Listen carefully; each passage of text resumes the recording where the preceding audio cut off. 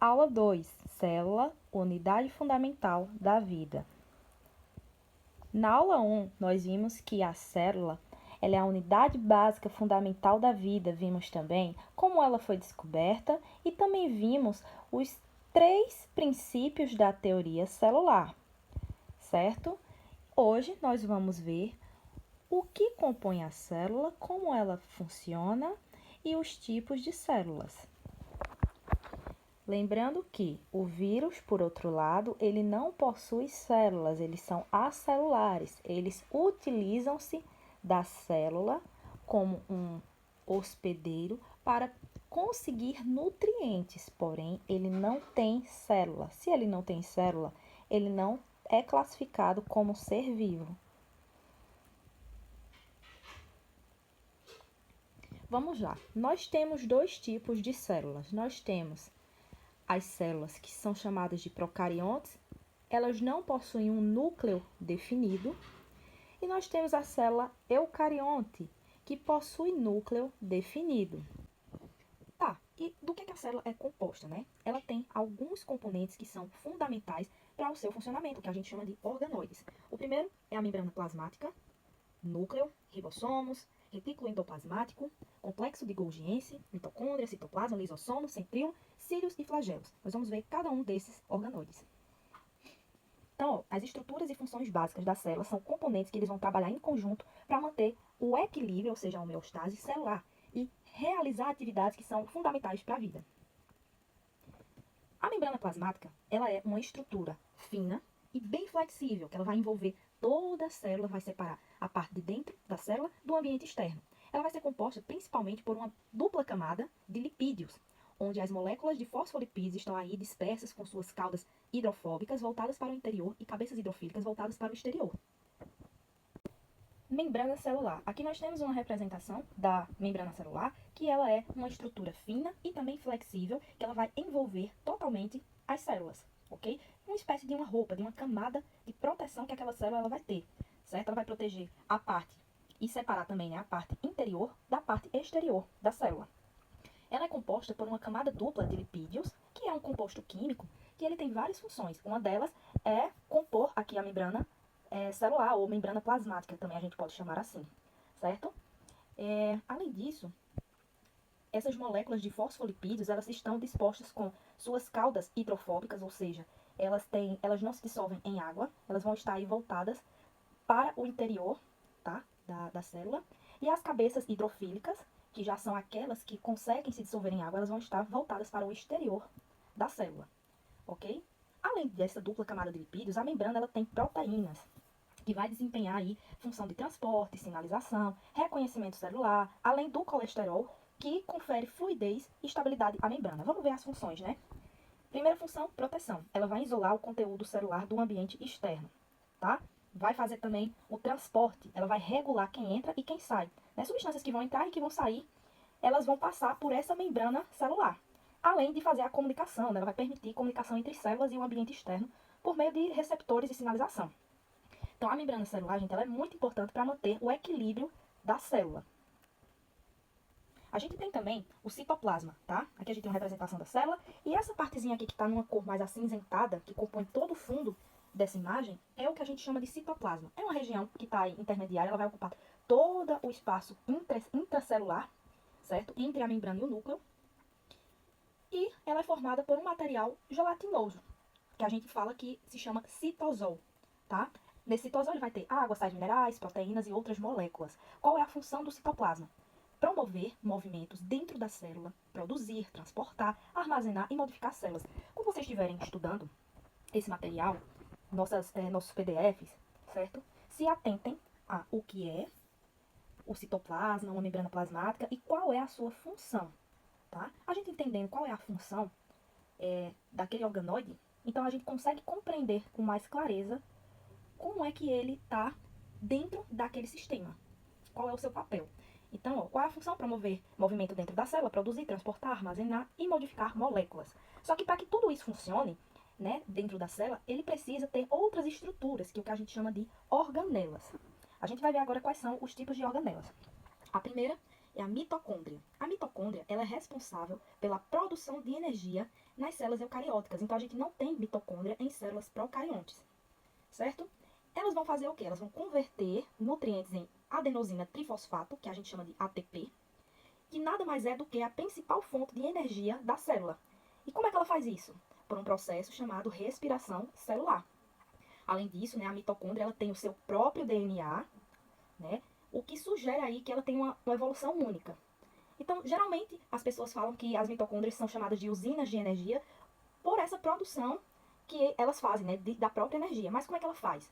Ela vai pegar glicose, que ela obtém essa glicose por meio da alimentação, juntamente com o gás oxigênio obtido na respiração. E é dessa forma que ela consegue produzir aí a energia e liberar os resíduos. O outro organoide se chama ribossomos, tá? Tá aqui a imagem dele. O ribossomo, eles são organelas responsáveis pela síntese de proteína. O que seria isso? Eles são responsáveis por produzir a proteína. Mas o que é proteína, né? A proteína, ela vai desempenhar aí um papel fundamental para estrutura, função, regulação, né, dos tecidos e órgãos do organismo, certo? Então, ela tem uma grande importância para o funcionamento do nosso corpo. E aí, o que é que o ribossomo vai fazer? Ele vai ler o código genético do RNA mensageiro e vai traduzir essa informação. A gente tem o DNA, que ele é responsável por armazenar informações genéticas, e a gente tem o RNA, que ele vai atuar na produção de proteína. Então, o ribossomo ele vai produzir a proteína, o RNA, né, ele vai ler o código e vai traduzir essa informação para construir proteínas, desempenhando funções essenciais para o organismo. Ele pode estar livre lá no citoplasma ou eles podem estar agregados a outras organelas, que é no caso do retículo endoplasmático, né? Ele é agregado lá no retículo endoplasmático rugoso, que a gente vai ver daqui a pouco. Então, o ribossomo ele vai ser encontrado em células procarióticas, eucarióticas, e eles são fundamentais para manter o funcionamento celular. Falando em retículo endoplasmático, olha aqui, é justamente nele que os ribossomos, que a gente viu anteriormente, eles ficam agregados. Ó, ribossomo só vai estar presente no retículo endoplasmático rugoso. Ele não vai estar na parte lisa. Por quê? Porque o retículo ele é dividido em duas partes. Ele parece um monte de tubinhos, certo? Isso aqui são parecidos com tubinhos. Então, ele tem o retículo endoplasmático liso e a parte rugosa justamente pela presença dos ribossomos. Tá, e o que é que ele faz? Ele é uma organela que ele vai desempenhar um papel de produção e transporte de substâncias dentro e fora da célula. E ele vai ser dividido justamente nessas duas partes. O RR, né, que é o retículo endoplasmático rugoso, ele vai possuir ribossomos que estão aderidos à sua superfície, realizando a síntese de proteínas. Essas proteínas elas são processadas e transportadas pelo retículo endoplasmático rugoso para outras partes da célula ou para secreção. Já o retículo endoplasmático liso, ele não tem a presença de ribossomos e ele está envolvido aí na síntese, né, na produção de lipídios, como os fosfolipídios, esteroides, além dele estar envolvido na desintoxicação de substâncias químicas e no armazenamento de íons de cálcio. Ou seja, resumindo, o retículo endoplasmático ele vai ser fundamental aí para a gente produzir e distribuir moléculas que são importantes para a célula, uma espécie de correio.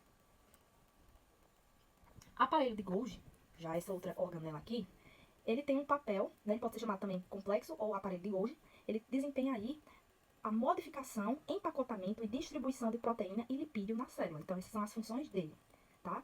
Após eles serem sintetizados lá no retículo endoplasmático, as moléculas elas vão ser enviadas para cá, onde elas vão ser processadas e organizadas em vesículas, essas bolinhas aqui. Uma espécie de encapsulamento, né? Então, essas vesículas elas podem ser transportadas para várias partes da célula ou para fora dela também, que seria já o processo de excreção.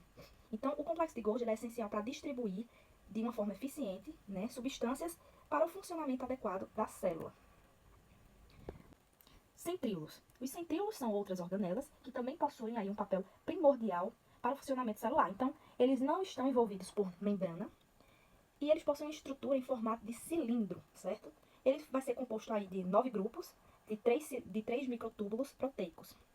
E aí, qual é a função do centríolo? Ele vai separar o material genético na divisão celular e a capacidade de formar estrutura celular como cílios e flagelos. Então, ele separa o material genético e ele consegue formar aí cílios e flagelos, que a gente vai ver mais pra frente qual é a funcionalidade de cada um deles. Lisossomos. Os lisossomos, eles são responsáveis aí para fazer a digestão celular. intracelular, certo?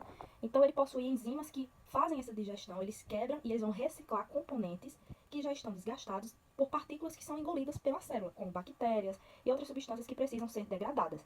Então ele vai atuar justamente como sistema de limpeza, né? Ele é como se fosse o faxineiro lá dentro da célula, para poder manter o funcionamento de forma adequada. Se necessário, o lisossoma ele também pode promover a autólise, que é um processo de destruir a célula programada. Isso é um processo essencial aí para desenvolver e renovar os tecidos. Então, eles vão quebrar, hidrolisar, hidrolisar significa quebra, substâncias que vão penetrar, ou seja, vão entrar por dois processos, fagocitose e pinocitose. Assim como componentes desgastados pelo uso. A fagocitose, ela vai englobar aí partículas muito grandes e sólidas, que estão presentes no meio extracelular. Já a pinocitose, ela vai absorver substâncias líquidas ou partículas menores dissolvidas. Os flagelos e os cílios, que a gente tinha visto ainda agora, que os centríolos, ele tem a capacidade de produzir, são considerados também organoides. Eles são estruturas que têm função de movimento e locomoção. Então, por ele ter esse flagelo ou esses cílios, ele consegue fazer com que essas células elas se mexam, elas tenham movimentação, se locomovam. Os cílios, eles são umas projeções bem curtinhas e numerosas que podem mover fluido, substância ao longo da superfície celular, como no trato respiratório humano, ou ajuda aí na locomoção de células que são unicelulares, Já o flagelo, eles são estruturas longas, pode perceber aqui, e geralmente únicas, ou em menor quantidade, Então eles são responsáveis pela movimentação das células, como é o caso do espermatozoide humano. Então, os dois são formados por conjuntos de microtúbulos e estão envolvidos em processos que são primordiais para as células que possuem flagelos e cílios.